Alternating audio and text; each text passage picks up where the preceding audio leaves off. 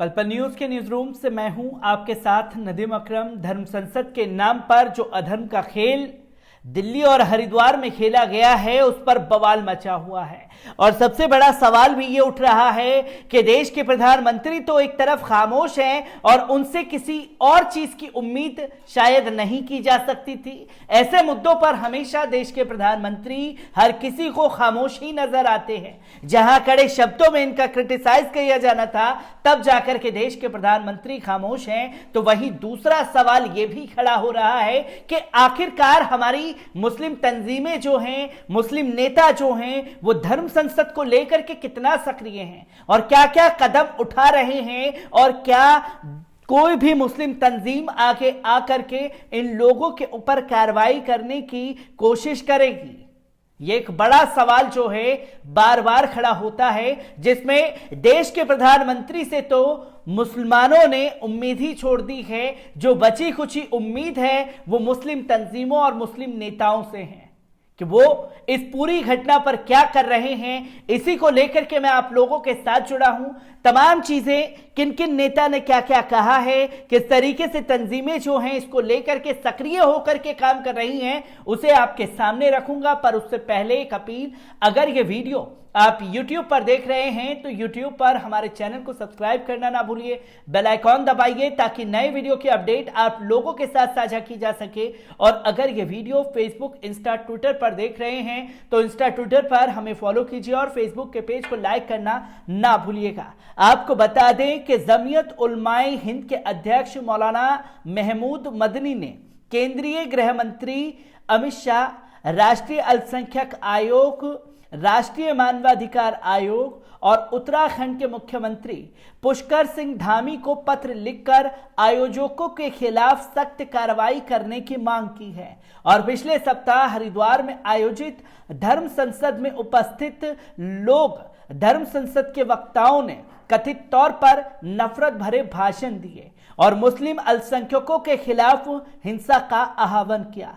इस मुद्दे पर सरकार की चुप्पी देश के लिए बेहद हानिकारक है। जो हो रहा है वे शांति और सांप्रदायिकता सद्भाव के लिए एक बड़ा खतरा है।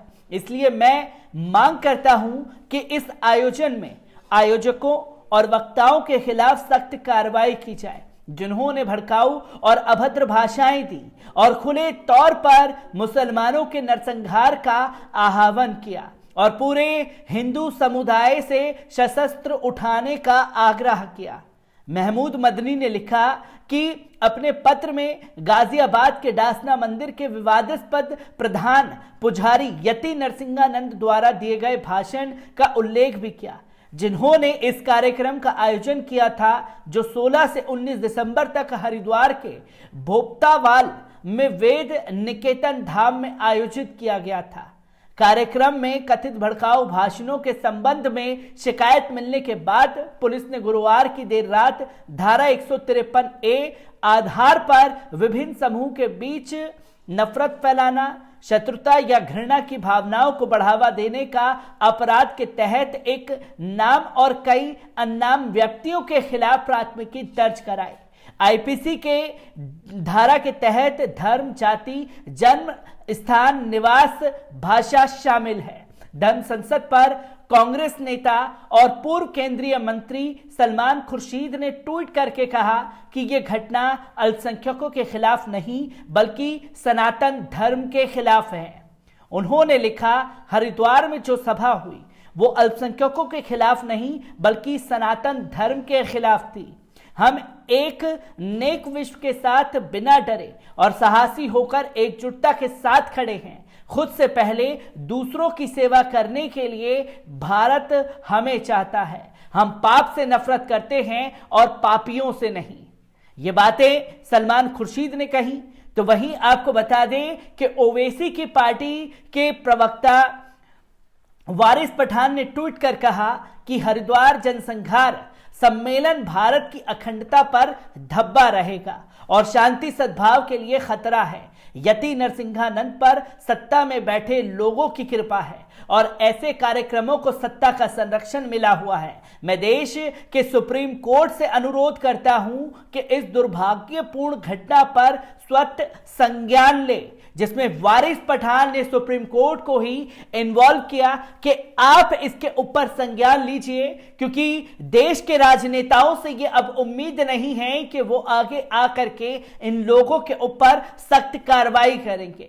इससे पहले आपको बता दें कि ऑल इंडिया मजलिस इत्तेहादुल मुस्लिमीन की तरफ से ही उत्तराखंड में शिकायत दर्ज कराई गई थी। धर्म संसद की आड़ में जो नफरत का गंदा खेल फैलाया जा रहा था। देश के पूर्व मुख्य चुनाव आयुक्त एसवाई कुरैशी ने इस घटना को सरकार के लिए परीक्षा बताया है। उन्होंने अंग्रेजी अखबार द हिंदू से कहा है कि असामाजिक तत्व तेजी से मुख्य धारा बन रहे हैं और वो घोर नफरत भरे और सांप्रदायिकता भाषण देने में सक्षम है। पुलिस राज्य और केंद्र सरकार की ये परीक्षा है और हम देखेंगे कि आयोजकों के खिलाफ क्या कार्रवाई की जाती है। हमने जो देखा उससे बदतर कोई नफरत भरा भाषण नहीं हो सकता था। यह नरसंहार का सीधा आह्वान है। मुस्लिम महिलाओं के अधिकारों के लिए काम करने वाले संगठन भारतीय मुस्लिम महिला आंदोलन ने प्रधानमंत्री नरेंद्र मोदी से इस मुद्दे पर अपनी चुप्पी तोड़ने की अपील की है।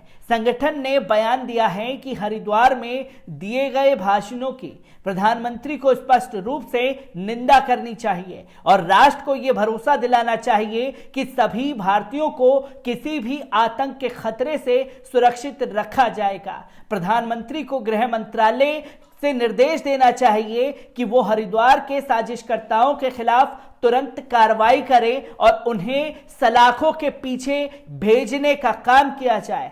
साथ ही इसमें कहा गया कि प्रधानमंत्री की ऐसी सजा का उदाहरण देना चाहिए कि जिससे ये साफ संदेश जाए कि भारत एक कानूनी लोकतंत्र है, जिसमें हर किसी ने, चाहे देश के पूर्व जज हो, चाहे पूर्व नेता हो, चाहे प्रवक्ता हो, चाहे जमीयत उलमाए हिंद के मौलाना महमूद मदनी साहब ही क्यों ना हो, जिन्होंने खुला खत जो है लिखा देश के प्रधानमंत्री को, देश के गृह मंत्री को और तमाम लोगों से आह्वान किया कि इन लोगों के ऊपर सख्त कार्रवाई की जाए। हर कोई सक्रिय है कि इस घटना को लेकर के कैसे आवाज को बुलंद किया जाए और कुछ लीगल टीम को भी सामने आकर के काम करने की जरूरत है, जो लीगली तौर पर इन लोगों के ऊपर कार्रवाई कर सके। क्योंकि हमेशा देखा गया है कि खाना पूर्ति के लिए एफआईआर तो दर्ज हो जाती है और एफआईआर दर्ज होने के बाद जब बवाल मचता है तो कुछ घंटे के लिए गिरफ्तारी होती है और फिर उसे बाहर खुले आसमान के नीचे आजाद छोड़ दिया जाता है।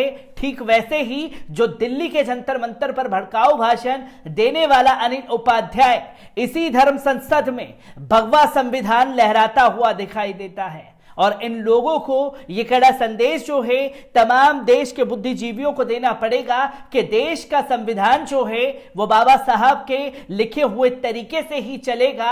आप चाहे उस पर भगवा रंग चढ़ाने की कितनी कोशिश करें या हिंदू राष्ट्र का राग अलापने की कितनी कोशिश करें, पर देश का लोकतंत्र है, देश का संविधान है, जिसको बर्बाद आपके हाथों नहीं होने दिया जाएगा। मैं ऐसी ही खबरों से आपको रूबरू कराता रहूंगा। दीजिए इजाजत, शुक्रिया।